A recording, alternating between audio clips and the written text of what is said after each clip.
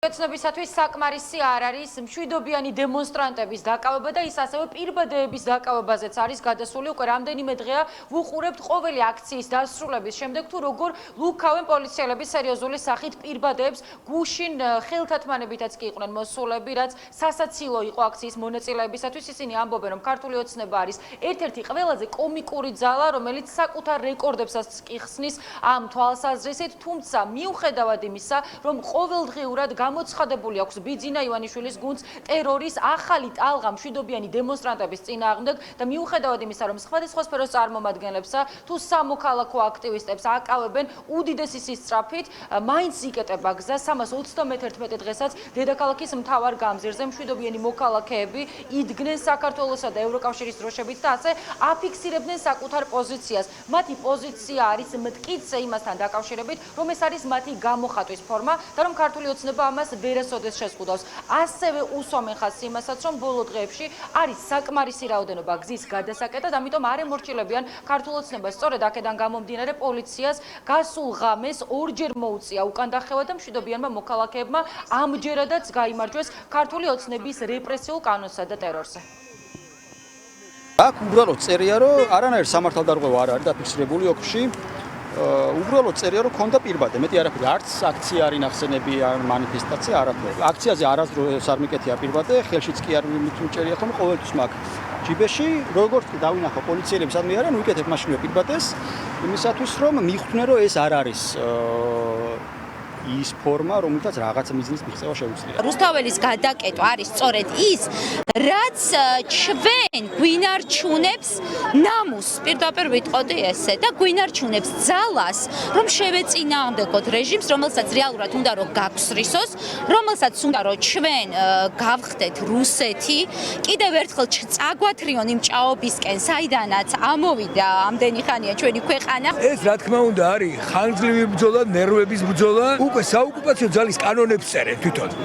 კონსტიტუცია გადაიხიეს თავზე და ჩვეულებრივ საოკუპაციო ძალის კანონებს წერენ ეს წესებს. ემათი ბრძანებლები აქ და კრემლში ისინი ალბათ თავის დროზე პასუხს აგებენ ყველაფრის წინაშე. მიუხედავად დრაკონული კანონებისა, მიუხედავად იმისა, რომ ყოველდღიურად 20-ზე მეტ ადამიანს აკავებენ, მიუხედავად იმისა, რომ მშობლებს უჭერენ მცირეწლოვან შვილებს, რუსთაველი კვლავ ფორმაშია, ხალხი კვლავ წინააღმდეგობაშია და ეს არის ვფიქრობ ის მთავარი გარდამტეხი ფაქტორი, რაც საბოლოო ჯამში ამ რეჟიმს შეარყევს.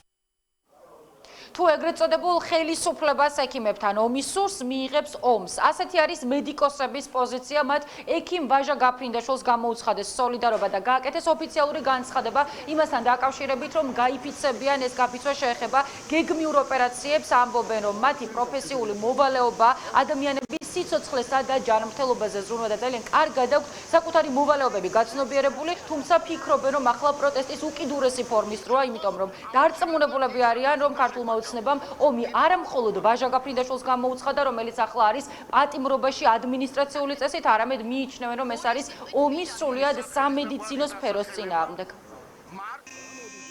მე ვერ წარმომიდგენია, გულწრფელად გეუბნებით, ამდენი ხნის ექიმი ვარ, მაგრამ ფორმის ეს პროტესტი ფიზიკურად ვერ წარმომიდგენია, მაგრამ ჩვენ ყველაფერს გვაიძულებენ. ჩვენ დასაკარგი არაფერი არ აქვს. პირიქით, ჩვენ გვაქვს დაკარგული ყველაფერი და ჩვენ ახლა ჩვენი დაკარგული ტერიტორიებიდან დაწყებული, დაკარგული მორალი, დაკარგული ზნე, ყველაფერი უნდა დავიბრუნოთ. ეს რა თქმა უნდა არ გადაწყვეტილა დღეს, ეს წიფდება უკვე დიდი ხანია და სამედიცინო საზოგადოებისთვის ნამდვილად არის ეს უკიდურესი გადაწყვეტილება და არც თუ ისე სასიხარულო სხვათა შორის. ნუ ბატონი ვაჟას დაჭერა არ არის მხოლოდ ბატონი ვაჟა გაფრინდაშვილის პიროვნების დაჭერა. ეს იყო მთლიანად სამედიცინო საზოგადოების დაჭერა და ჩვენ გვახსოვს 2019 წელს ის გაიტაცეს რუსებმა. ეხლა ის გაიტაცეს გარუსებულმა ქართველებმა. დღეს ალბათ დადგა ეგ დრო, როდესაც ექიმებმა უნდა აჩვენონ თავიანთი ძალა, იმიტომ რომ შეურაცხყოფის ის ხარისხი, რომელსაც ისინი დღეს ექიმებს აყენებენ,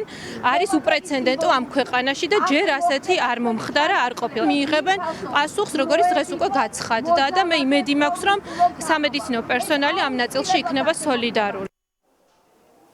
დღეს არის უწყვეტი პროტესტის 322 დღე, მიუხედავად იმისა, რომ ქართულმა ოცნებამ საკუთარ მოსახლეობას და პროევროპულად განწყობილ საზოგადოებას გამოუცხადა ომი, აქცია გაიმართება ტრადიციულად დედაქალაქის მთავარ გამზირზე 20 საათზე შეიკრებებიან ჩვენი ქვეყნის ის მოქალაქეები, რომლებიც უკვე 321 დღეა კეტავენ გზას და დარწმუნებულები არიან, რომ დღესაც ანალოგიური მოცემულობა იქნება, ასევე ხაზს უსვამენ იმასაც, რომ მართალია ქართული ოცნება და მას დაქვემდებარებული პოლიცია ამბობენ, რომ ეს არის ხელოვნური გადაკეტვა, თუმცა თავად დარწმუნებულები არიან და არითმეტიკული თვალსაზრისითაც მოყავთ მაგალითები მის სადემონსტრაციოდ, რომ საკმარისი რაოდენობაა დედაქალაქის მთავარ გამზირზე ბოლო დღეების განმავლობაში იმისთვის, რომ გზა გადაიკეტოს.